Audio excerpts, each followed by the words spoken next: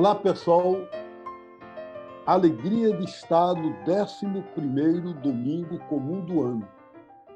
E a gente poder conversar sobre o Evangelho deste domingo, como sempre, com o nosso querido irmão e amigo Darlan Oliveira, lá de Salvador.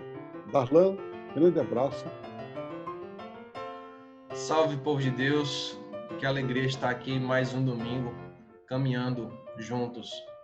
A gente tem feito um caminho muito bonito, né? E muito gostoso de ser trilhado, fazendo essas reflexões, fazendo com que a gente estude com mais clareza, fique mais próximo do Evangelho, mais próximo de Deus, dentro de uma caminhada real, aproximada desse Cristo vivo, né?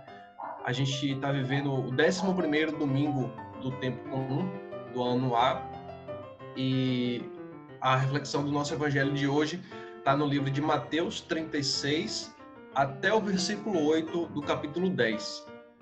É o Evangelho que traz três coisas fundamentais para nós que somos discípulos e discípulas de Jesus.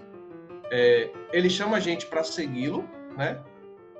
Quem ele chama e o que ele nos manda fazer. Marcelo, o que você diria sobre quando a gente traz, né, esse primeiro ponto? Por que Jesus escolheu aqueles discípulos e por que hoje ele escolhe a nós todos?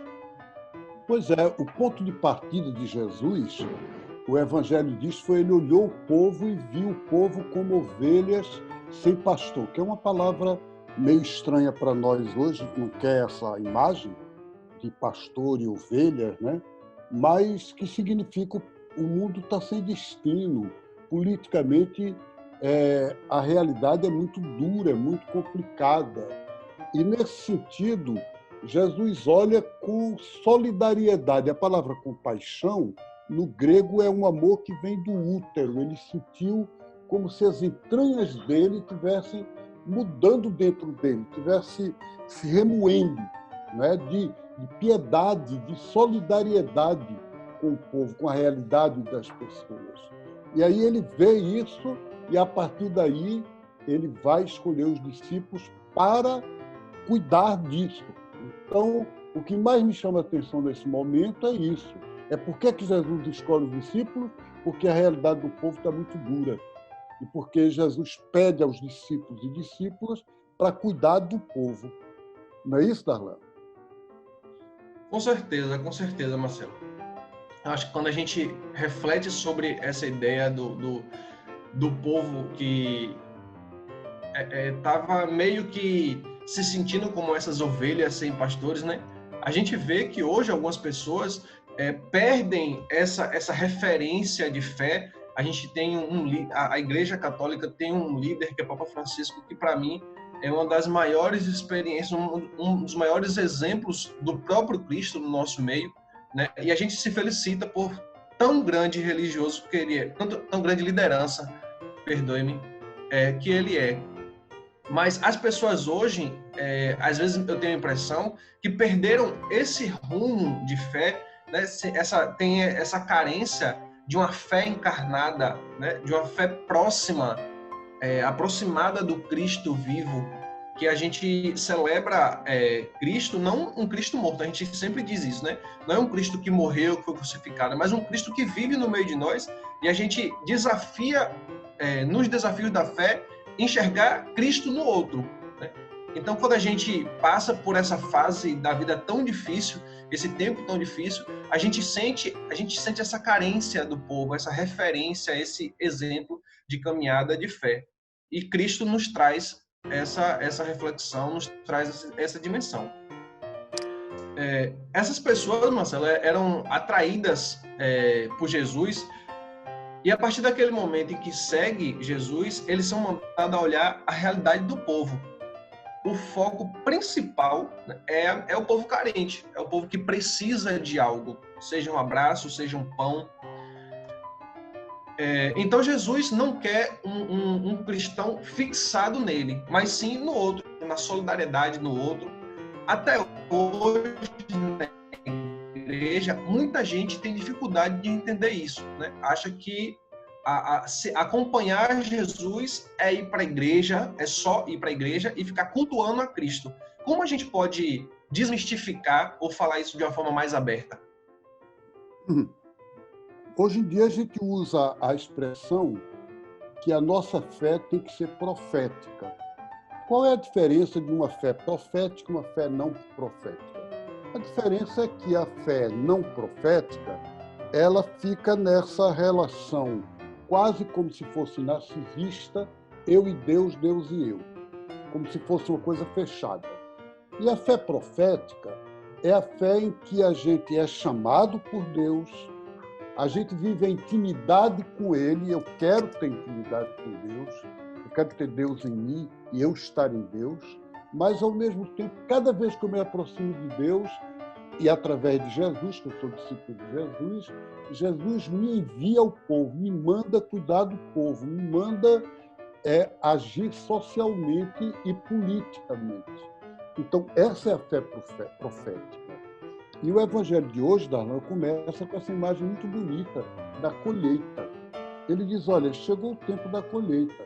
Ou você escolhe, ou o que é que acontece com o campo? Por exemplo, a gente aqui no Nordeste tem essa questão da banana, tem a questão, mesmo, por exemplo, verduras como alface. Ou você colhe agora, ou se você espera 2 dias, está podre, está passada, já não presta mais. Então, a hora é essa. E aí Jesus diz, mas os operários são poucos. E aí ele pede ao Pai que mande trabalhadores para a lavoura. Então, para a lavoura significa o quê? Para colher o reino de Deus no mundo. Ele não pediu ao Pai trabalhadores para a igreja, para a religião, para o culto. Ele pediu trabalhadores para curar a doença, libertar as pessoas de tudo que é negativo, que naquela época se chamava espírito mau, né? Demônio, e testemunhar o projeto do mundo como Deus quer que o mundo seja. É para isso que Jesus chamou as pessoas. Não é isso, Darlan? Então, a colheita não seria uma lavoura para o trabalho religioso, né? Mas seria um trabalho para conquista de almas, conquista de pessoas que estejam a serviço da comunidade, da população. Isso é o servir a Cristo, não é isso? E aí, Marcelo, a gente traz mais uma reflexão, para não falar provocação.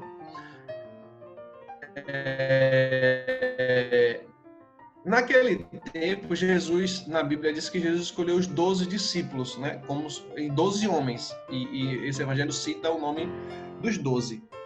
Hoje em dia, a gente sempre coloca também a participação da mulher como construtoras dessa sociedade. Às vezes até numa proporção maior, numa intensidade maior, né?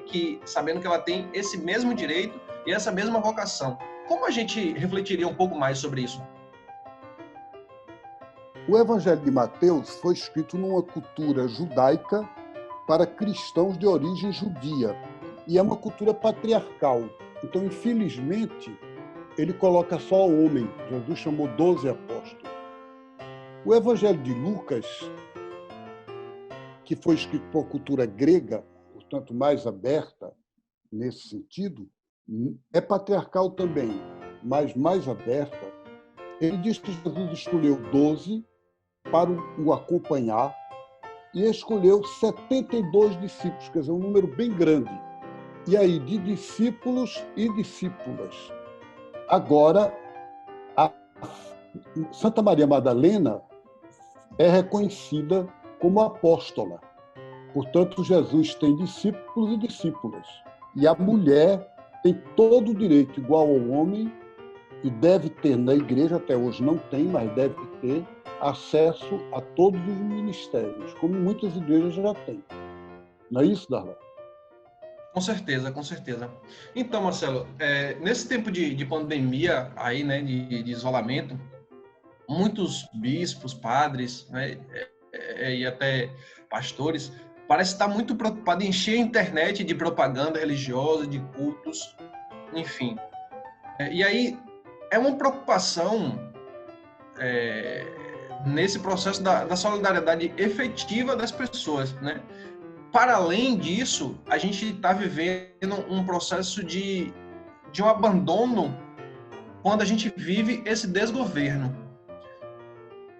Trazendo esse contexto com a realidade que vivemos, como a gente pode fazer esse link, como a gente pode fazer essa conexão de forma que traga um conforto, de forma que traga uma aproximação de aconchego para o coração das pessoas?